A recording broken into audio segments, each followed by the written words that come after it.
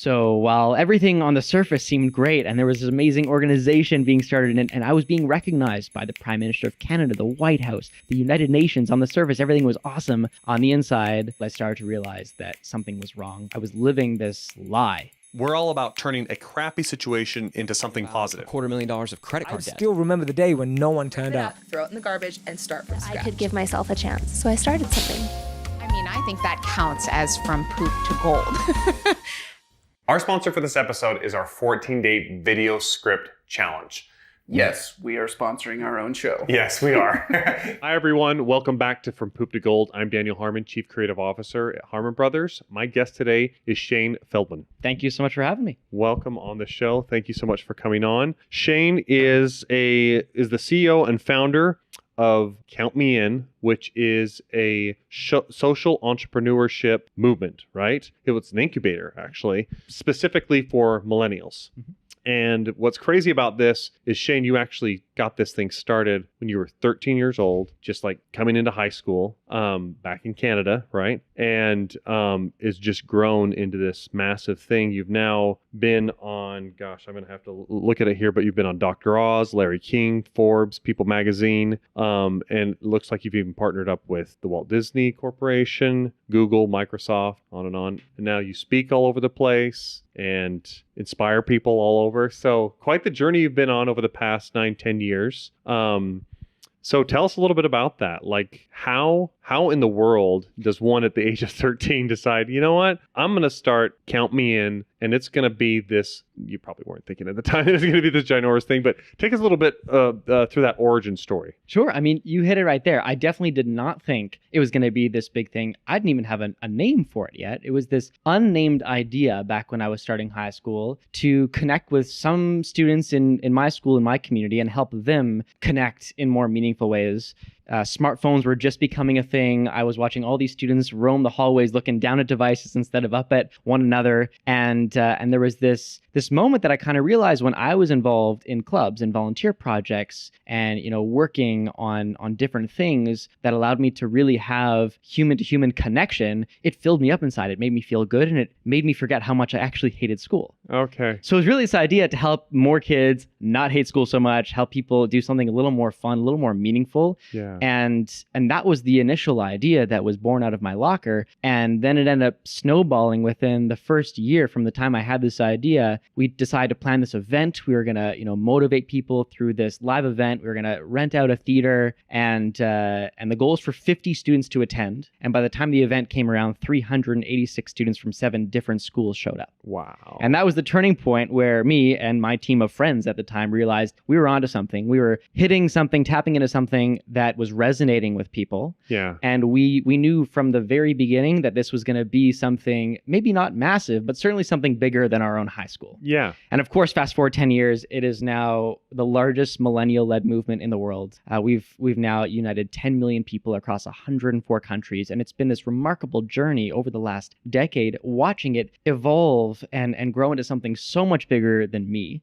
Not just, we have a team now of 47 people. Yeah. And I still help run it, but it's so much bigger than me or any of us, right? It really is a movement, and it's been incredible watching it shift and form over the years and evolve into this incredibly inspiring organization. What have you had to sacrifice to facilitate all this, to make this happen? I mean, this is you at 13. Yeah. Starting this up, like, I imagine it's a lot of work. It is a lot of work, and to be honest, I kind of had to sacrifice everything. Okay. I didn't really know it at the time, but I think, each day, if I look back, really came with one little sacrifice, and it adds up over time, whether it's, I can't hang out after school today because, I need to work on this thing, or, missing classes because I'm starting to travel to speak at events, even though I'm still in school. By the time I hit college, it had grown tenfold. We started to have, we surpassed our first million, right? In terms of the number of people we were actually reaching and working with. We had to get an office. I was,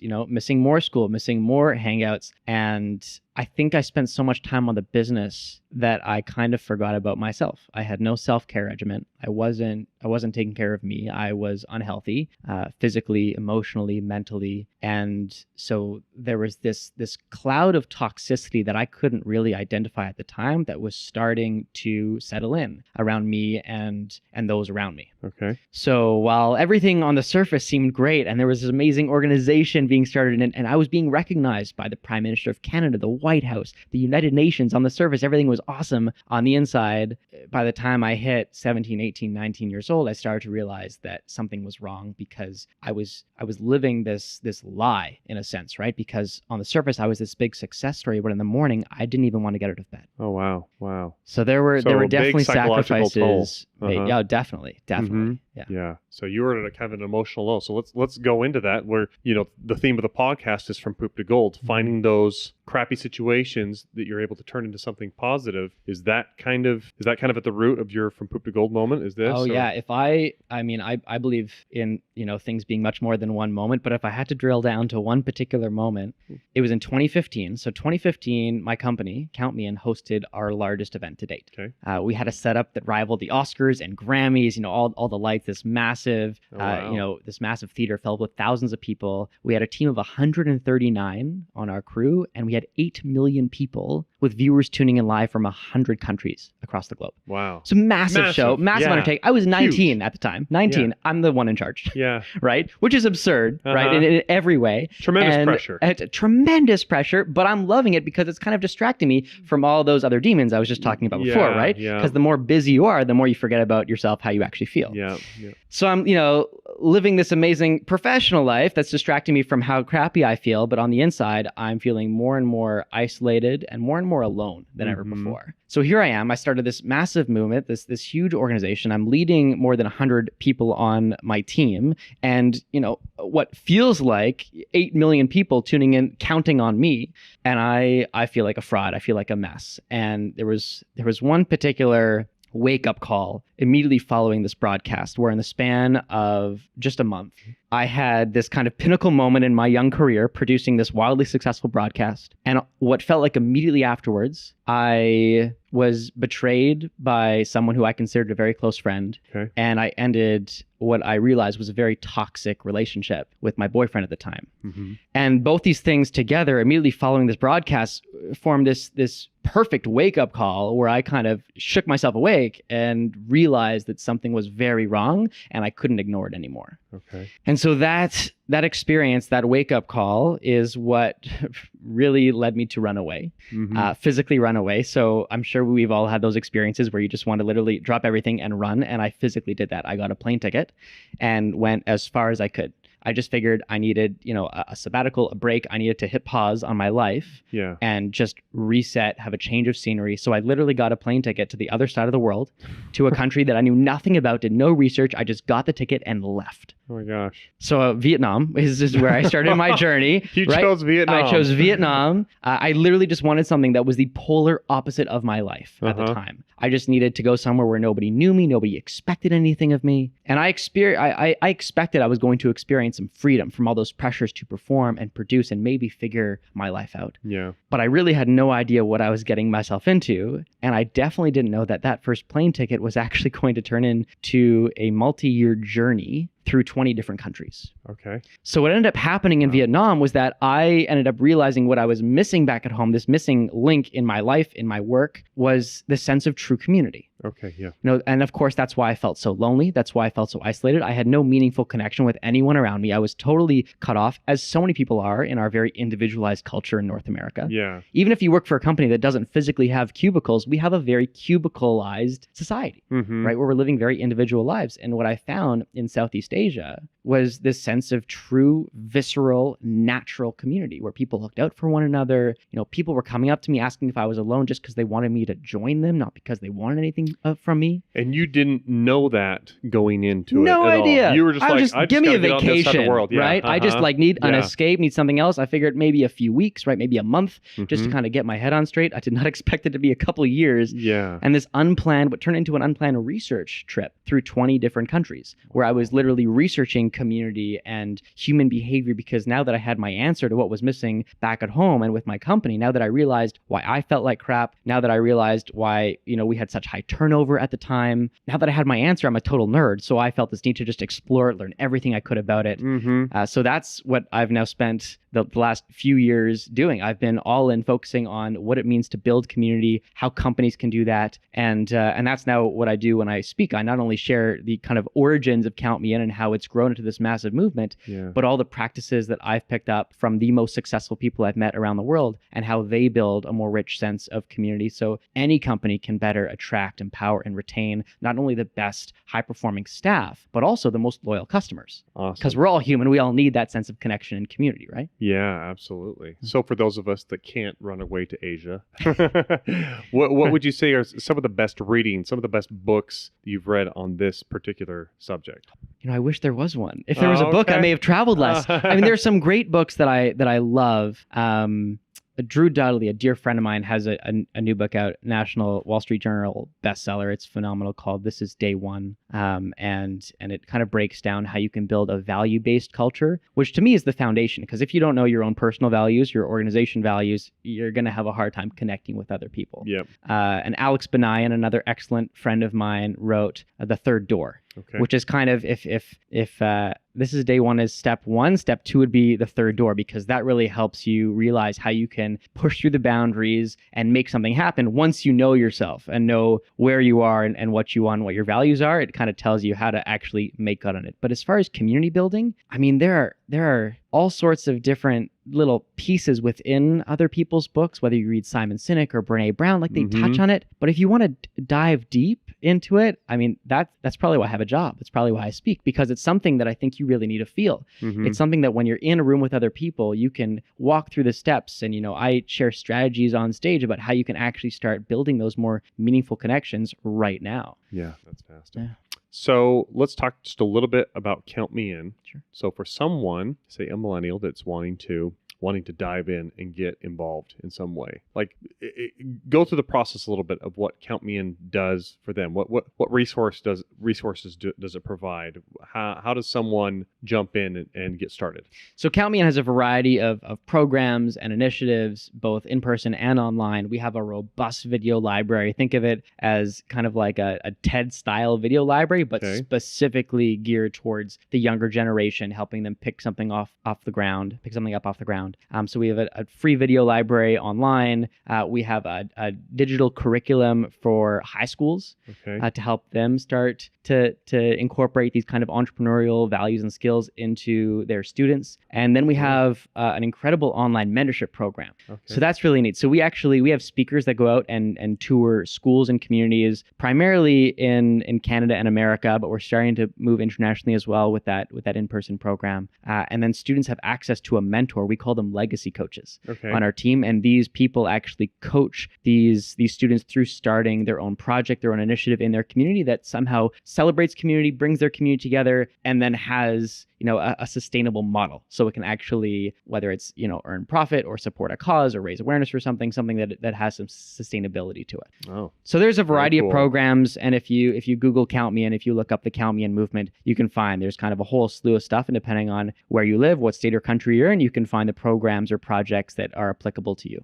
So not just something for them to get involved in and feel like they're making a change, but also trying to teach them good business skills. Absolutely. That can be sustainable over time. Sure. I mean, the best charities out there are businesses. Yep. Right. And I don't mean that to sound dirty. I mean, it's so important when you focus on the sustainable model. Yep. And, build something that can support itself. I think there's great beauty in social enterprises. Yep. Right. I think it would be incredible if we moved in a way where we didn't even need charities anymore or nonprofits, where we can just have all these amazing profitable companies that are donating 1%, 2%, 5% of their bottom line to these amazing causes, right? Yep. If we have people, planet, profit across the board, we won't need charities to advocate for saving our oceans or forests or reducing poverty, right? Yeah, absolutely. Yeah, it's that sustainability aspect is so critical when it comes to the way a charity functions, because otherwise it's just always looking for the next donation rather than actually figuring out stuff that's going to work more over time. Right. So you are obviously a creative person, feels like. I feel that way, yeah, for sure. Where do you feel like your creative ideas flow? What times and places? How do you get yourself into that state of mind where those ideas are coming? So I feel very connected with nature. Okay. Nature is my canvas in a way. That is where I come up with my best ideas, when I'm on a walk and my phone is turned off or not even in my pocket at all, and I'm just kind of where I'm at. Even if it's in a city, concrete jungle, a real jungle, walking around, getting the juices flowing. Outside. That is kind of, that's my mecca. You would love Utah. I do love Utah. I do love Utah. It's great. There's all those great places to hike. It's and beautiful. Stuff, yep. And also, I mean, I feel very fortunate. I get to travel a lot for work. I speak around the world. So I'm on about 100 flights a year, which means two things. One, I plant an absurd number of trees to help offset my footprint every year. And also, I spend a lot of time unplugged from technology, gazing out a window at the sky from above. And that is one of the strongest, most visceral meditative practices that I have on, and I'm typically, there's rarely a week that I'm not in the sky at least once. So it's typically at least a weekly practice. And I literally will just gaze out the window at the sky and the clouds as I'm soaring through this magical box in the air at 30,000 feet, and brainstorm and, exercise my imagination that so many of us lose when we're a kid, and, just try and let things flow. And I think what's nice about being 30,000 feet in the air, similar to being immersed in nature without a phone in my pocket, is that I won't turn on the Wi-Fi on a plane, so I really am unplugged. And it's kind of the one place where nobody could argue with you for not responding to an email or picking up your phone. Just like, I'm sorry, I was on a flight, and everyone's understanding, right? Of course. So it's a place where I can really give myself permission to just be with myself, to practice self-care, and to just explore the depths of my own mind. That's awesome. Yeah. I need to try that more, because too often I'm like shutting the window and then like either going to sleep or like turning on a movie or something like that. But yeah, I need just to find just sometimes. look out. But try it once. Yeah. It really is special. I think a lot of people, and no fault of their own, take it for granted. And I think it's amazing to look out the window and realize the miracle of the fact that you are literally soaring through the air. We're flying. It's incredible. And so I like to honor that. So some similarities we see between with the different people that we interview on this podcast about how they come up with creative ideas. Like you mentioned, being able to set aside the phone is a big part of it, but just a break from the normal. And whether that comes in the form of a nature walk of some kind, or like you said, a concrete out in some sort of a urban jungle, but being able to like separate yourself from the norm, it sounds like it's a big key part of it. And obviously a flight is just another aspect of that. Absolutely. Okay, so you do a lot of networking, right? You in this job, I'm assuming you get to know a lot of people and stuff. What are some of your go-to principles when it comes to getting to know other people and networking? Sure. I don't know if I'm a good networker. I like building relationships. Okay. But networking, I don't know. I'm very introverted, so hearing that word just makes me start sweating. But building relationships, I always try and practice at least twice as much listening as speaking. So that's good. That's pretty much. If I were to share kind of like one networking hack, it would be that. Because when we show up and we just want to listen to other people and listen to listen, not listen to respond. There's a difference. You can feel it when someone's listening, to come up with the next great thing to say versus just actually being there, present, hearing you. When you're that person, people are going to like you more because they hear their own voice more. So it's a great sales tactic too. And the best salespeople know this, right? When you let someone else talk way more in a meeting or on the phone, they're going to like you more because they're hearing their own voice. And we all like our own voice. So, I mean, that's something that I always practice whenever I can. Just really being there, being present and listening, never looking over the shoulder, trying to find someone else to talk to, just kind of soaking in whatever the person is saying right in front of me and honoring them. Is that something you've had to practice, or has that come naturally to you? I think a bit of both. Okay. I think, as I have grown and learned and evolved over the last few years and, found my sense of community and become much stronger community builder myself, I've learned a lot. And one of the keys that I've taken away is the importance of listening and how leadership doesn't begin with thinking. It really begins with listening. And so I think now it's become something that is in part natural, but something that I still need to practice and I've yet to meet anyone who doesn't need to practice it. I think listening very much is a practice. It's not a skill. It's not something you kind of need to acquire. You can study for. It's something that you need to practice. Just like any sport, like yoga, like you could get good at it, but it's still a practice. Yeah, it's a muscle that needs to be exercised, You got right? it. Repeat that again, because you said something really key. You said leadership isn't... how did you Leadership put- doesn't begin with thinking. Leadership begins with listening. Love that. That's And awesome. as a CEO, I consider myself a leading learner within the organization. And I credit that with almost all of our success. Some of the greatest ideas have come from interns who were empowered to speak up and share their ideas in the first place. Yeah, I love that. That's awesome. Like gives me goosebumps just to hear you say that. But no, I know that feeling of getting into the trap of like, oh, I have to be thinking cutting edge. I have to be just, future visioning everything, when really, like you said, you're surrounded by really smart, awesome people around you. And if you can do a really good job of listening to them, you collect all sorts of great ideas and much more diverse perspective than just your own train of thought. Of course. And it takes a team, right? Because then you're honoring those around you. If you think you're the smartest one in the room and you think you're the only one that's innovative, that's creative, that's going to come up with the next breakthrough idea, then why are you surrounded by a team? Why do you have a team? You should be, in an entrepreneur office of one. Yeah. And I wouldn't wish that upon anyone. I think no matter what you're doing, you should be surrounding yourself with other people. Even if you are running a business of one, surround yourself with mentors and, colleagues, other people. We are living in an age of co-working spaces, right? And when we're listening to other people, we're going to find the next best idea. The next best idea is never going to come from you. Right. Don't kid yourself. Kick your ego to the curb, right? It's not going to come from you. You got to listen. Yeah, I love that. That's awesome. All right, Shane. I'm going to see if I can stump you with something because you seem hard to be stumped. No, I'm kidding. No, for someone that's wanting to jump in and make an impact, whether that be through some sort of, entrepreneurship project or, even I'd say millennials, obviously they can go to Count Me In, which is a really good resource. But if you're going to say kind of life principles to abide by, you see where I'm going with this a little bit? Where would you say, like, if you're going to make it, and particularly if you're going to make it in the sense of like not just going in and fitting into some cookie cutter mold somewhere, but you're going to go out and you're going to create something of your own and you're going to guide something and you're going to be that person kind of like you have. What do they need? What do they need to make that work? Like what would be maybe 3 things that come to mind to really center yourself on to drive that forward? Okay. Well, the first is community. Okay. Right? Consider yourself a community builder. And, whether you are, someone that's just getting started, you're a recent grad, or if you're, an executive at a company right now, it doesn't matter. You are a community builder. Okay. I don't care if you are in a startup mode, HR, sales, marketing, doesn't matter. Consider yourself a community builder because our job is to connect with people. Love it. Right? To create an environment where people feel empowered to perform at their best or have a strong enough connection to the brand to make a purchase. Okay. And not just now, a week from now, a month from now, a year from now, right? So be a community builder, focus on building that sense of community. That would absolutely be number 1. Number 2, I think we're living in an age of the hustle. Okay. I think a lot of people are, infatuated by this hustle. You feel like you need to work 20 hours a day and, you hear certain very vocal people online and on the media talking about this hustle.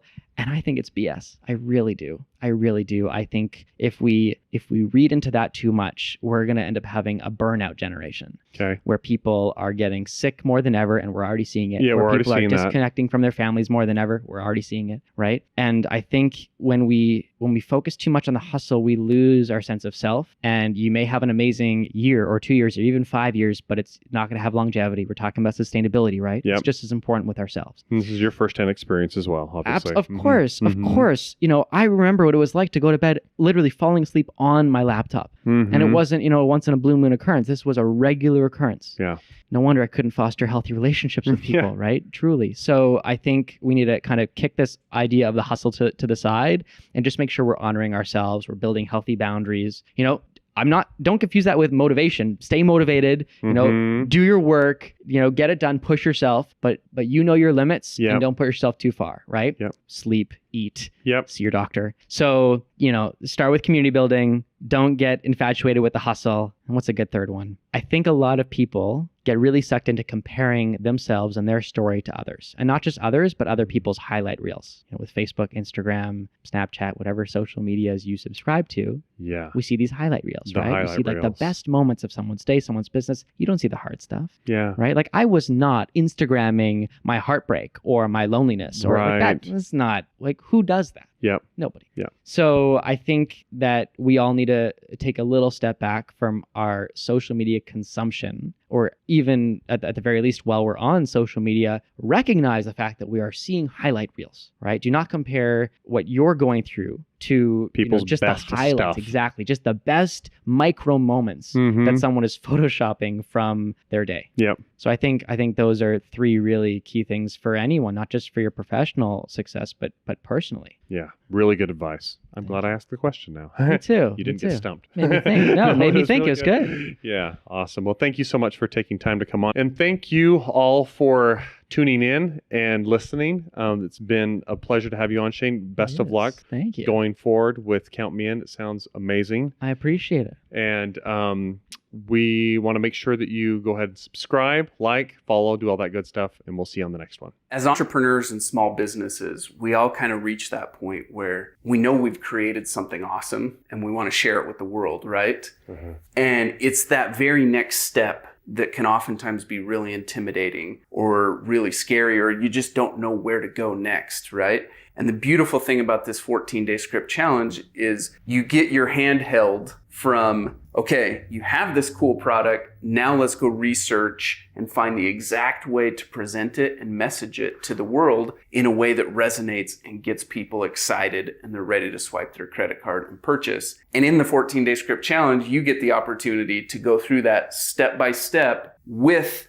our writers who have done it dozens and dozens of times. You actually watch us go through each of the steps ourselves and create it with a real client, a real product, and it's a real campaign that's out there that's been very successful. That's right.